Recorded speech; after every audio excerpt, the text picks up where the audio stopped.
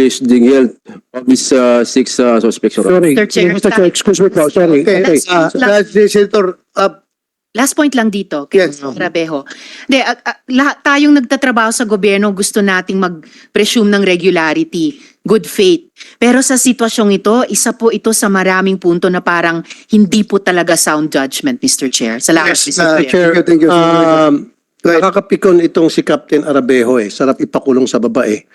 Now, sabi nung si Captain Boy Tepase, protocol na iparapin test victim and mga police involved sa shooting. And ikaw, sinasabi mo, sound judgment na hindi na kailangan base sa testimony ng mga witness. You don't deserve to be a policeman. You really don't. Ikaw yung nakakatakot na maging pulis. Ikaw yung mga tipong pagdating sa kalye, dapat katakutan. Sabi mo sa akin, saan ka gumagala-gala para sa mga araw na yon, iiwasan kita dahil natatakot na ako sa'yo. Dahil nakakatakot. Sa pagmumukha mo palang pangising-isi ka. Ngiting aso to eh, Mr. Chair. Kanina pangiting aso siya. Lahat dito nakayuko. Kita mo seryoso. Itong hinayupak na to, tingnan mo yung mukha niya, ngiting aso. Parang pinagtataon na lang tayo.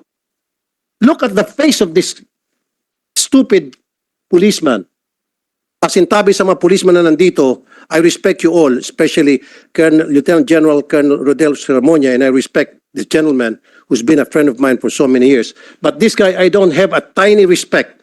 Kanina pa tayo nagagalit dito, pangising-ising aso siya.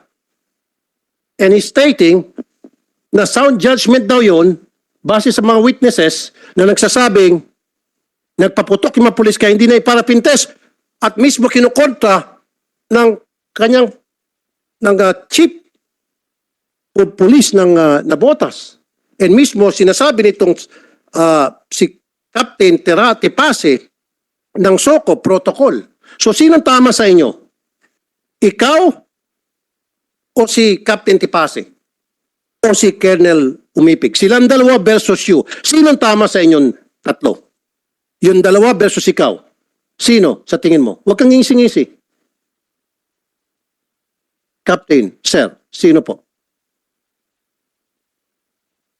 Sir, ang alam ko po, sir, tama po ang ginagawa po namin, sir.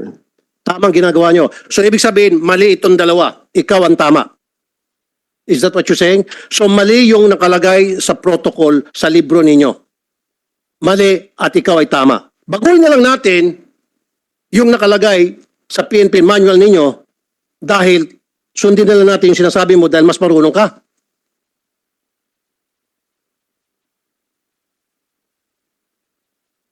You see, you cannot answer. Kasi alam mo, mali ka. Kaya lang talaga, Mr. Chair, ang sarap ipa-contempt din to eh. Yung sound judgment na yan, para sa akin, very unsound. Very unsound yung judgment mo. He's making stupid out of all of us here. Really? Gusto niya gawin tayong mga tanga rito. Naging kapitan ka lang, akala mo, alam mo na lahat, tatalunin mo na, pati si General Sermonia. Kapitan ka pa lang. E paano na kung ikaw yung naging colonel, kung ikaw naging chief PNP, baka patay na lahat ng Pilipino. Pagbabarilin mo na lang lahat. Hindi ka nahiya kay General Sermonia, hindi ka nahiya kay General Gapas, kay General Gurat. Magsasalita ka ng ganon, na these three gentlemen, alam nila na nasa protocol yon na iparapintes, both sides, victim and mga police involved. And then kukontrahin mo ano yung pinaniwalaan nila. And who are you? You're just a captain kumpara dito sa mga general. Now, make us stupid, make them stupid as well. Sabihin mo sa kanila, in their face, tell them again.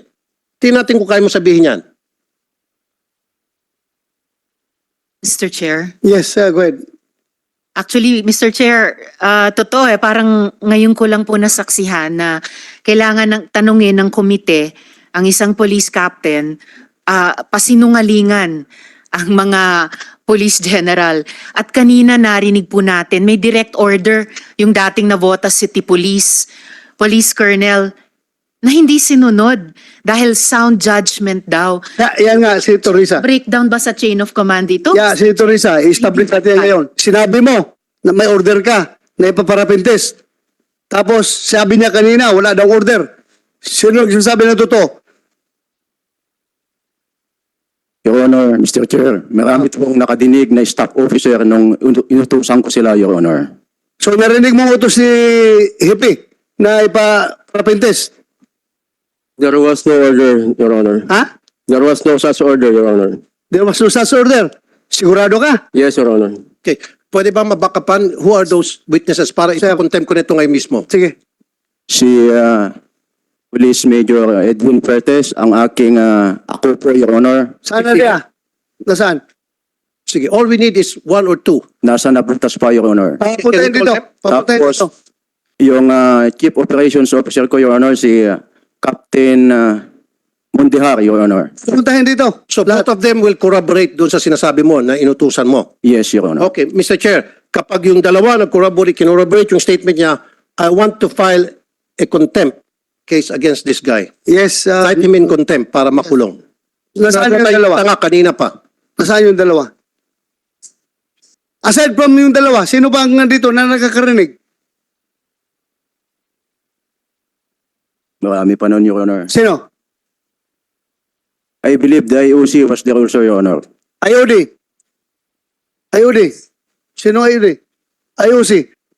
Narinig mo yung instruction niya na ipaparapintes? Hindi po, Your Honor. Hindi mo. Dahil ako po ay nagre-rely din po kay ang aking superior kay Police Captain na Arabeo po. So hindi hindi niya narinig. Ha? Yun ang claim niya, Your Honor. Claim niya. Yes, So, dalawa sila ngayon na ipapakontempt natin kapag mag-corroborate yung dalawa ngayon. Ha? Nandun siya nung sinabihan mo ng instruction? Kasama ito si Galvez? Galvez, sir, you better change your mind now kasi makukulong ka talaga. Pakukulong ka namin dalawa, kayong dalawa sa baba. At matagal-tagal kayo makukulong. So, So wala po akong na-receive po. okay. Wala ka narinig, ha? Pero sabi ni Hepe, nandun ka nung nagbigay siya ng instruction. Wala po ako, Your Honor. Wala ka. Colonel Whipping. Your Honor, may binabanggit pa si Joselito Galvez na ipinaalala niya yan, Your Honor, doon sa chief niya. Ngunit yun nga, yung sound judgment ang binabanggit nila, Your Honor. Sound judgment. Mr. Chair. Yes, go ahead, Senator Risa. So Sir Galvez, bate po sa sinabi ni Colonel Umipig, pinaalala nyo kay Captain Arabejo yung utos ni Colonel Umipig na mag-conduct ng paraffin test sa anim. Tama po ba yon? Actually po, during the investigation, sinuggest ko po kay sa aking superior, si Police Captain Arabeo, na subject po ang 6 police officers na suspect. So pareho po yung parapin test. So pareho po yung Opo. alam nyong tamang gawin sa sinabi ni Po, pero Colonel po, Umipig. ang sabi niya po sa akin ay yung oras daw po ng yung nangyari yung shooting incident hanggang sa umabot po ng hanggang gabi, hanggang alas 12 po ng padaling araw ng August 3 na. Possibility po na mag-negative po sila dahil po hindi po inaalis yung possibility na nakapaghugas po sila ng kamay. And yet yung si Opo. Demboy na paraffin test sa loob ng oras na iyon. Yes po, kasi yung protocol po kasi ng SOCO. Ma'am, Ilang days ba? Bago mawala yung... Sir Board, sa protocol po sir ng chemistry manual, within 72 hours po. 72 hours. nagsisinungaling na naman tong dalawa. Kanina, sandali lang, Mr. Chair. Kanina, sabi niya, sound judgment, kaya hindi na siya nagparapin test. Ngayon, yung sa'yo naman, sabi niyo, base sa kasasabi mo lang ngayon, dahil nag-lapse na, kaya lapse na doon sa time na pinaparapin test yung isang tao dahil maaaring nabura na. So, magkakaiba ang inyong statement, magkakaiba ang inyong stand. Yung sa akin po, Your Honor, yun po ay totoo. Yung pag-suggest. Whether totoo na magkakasalungat kayong mag-boss, kayong mag-amo sa inyong mga pananaw, sa inyong mga paninindigan. That's what I'm saying. Then lumilitaw na talagang sinungaling kayong dalawa dahil itong si Colonel Umipig, meron siyang 2 testigo na talagang pinagsabihan kayo na parapin test.